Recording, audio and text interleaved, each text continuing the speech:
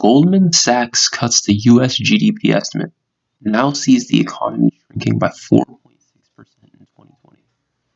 So yeah, Goldman Sachs economists lowered their U.S. GDP growth forecast to 25% from 33%.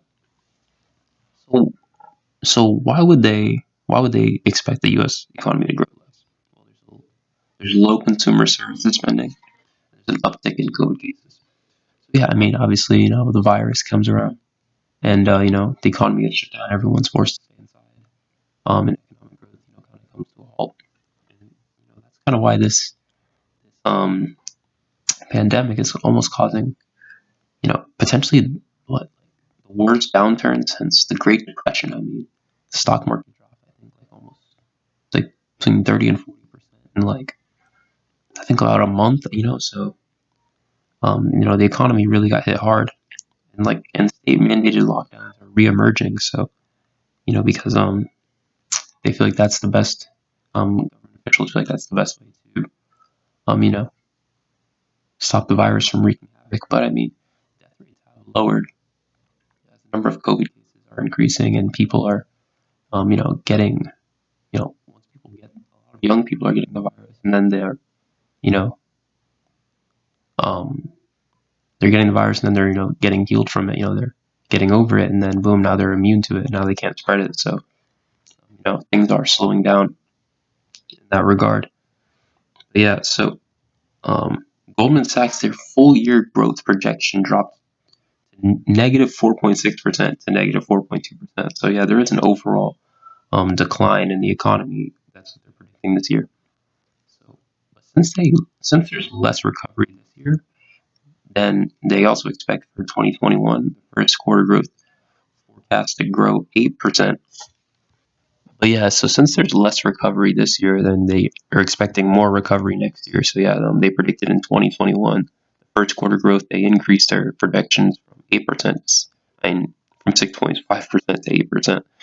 So yeah, and I kind of think of it like the law of diminishing returns, right? Like, if you do less this year, then it leaves more room for growth next year, more room for recovery.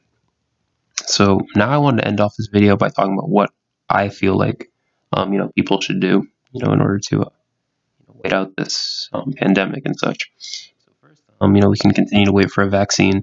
Obviously, everyone's doing this. But the thing is, vaccines, they take a while. It takes 12 to 18 months.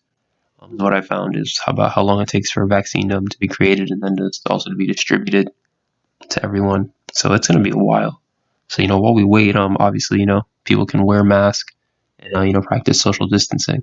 I mean, I don't think people should be legally required to wear a mask, but it seems like a good idea. I mean, the virus spreads through drops in the air, so wearing a mask cover your face, and also again, if you have it, if you're a carrier, you won't spread it to other people. So I mean, it seems like a good idea, and social distancing as well. Try to do that as much as possible. And then also you have vulnerable populations staying in quarantine. I mean, like it's pretty simple stuff. I mean, if you're a person who's not healthy, or if you're like older, you need to stay inside. Try to avoid contact with people so you don't get sick.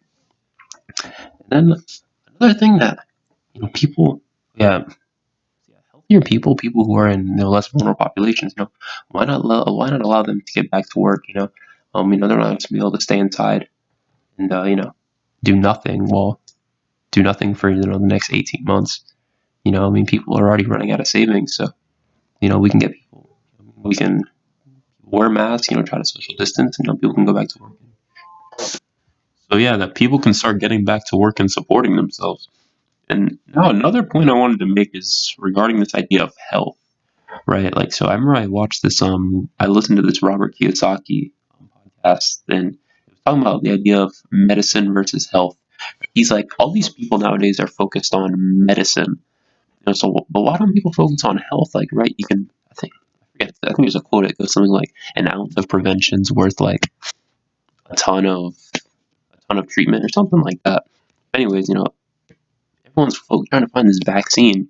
But while we wait, why don't people just like eat healthy? Like maybe a quote unquote vaccine. They just like an orange, like what I mean. Get some eat some fruit, get some vitamin C, and get some exercise. This stuff will make you healthier, make you way more resistant to the virus. You know what I mean? Like people who are getting all this medicine, you might be healthier without medicine by just having a healthy lifestyle.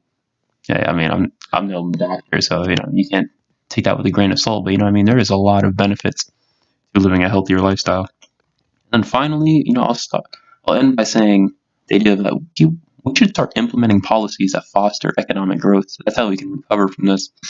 Things like lowering taxes, so that when people understand that they can keep more of what they earn, people will want to work harder because people want to serve their self-interest. It's like the invisible hand, that Adam Smith talks about, right? And the Wealth of Nations, his book, his famous book. And when people like to work for their own self-interest, and when everyone does that, it ends up benefiting society.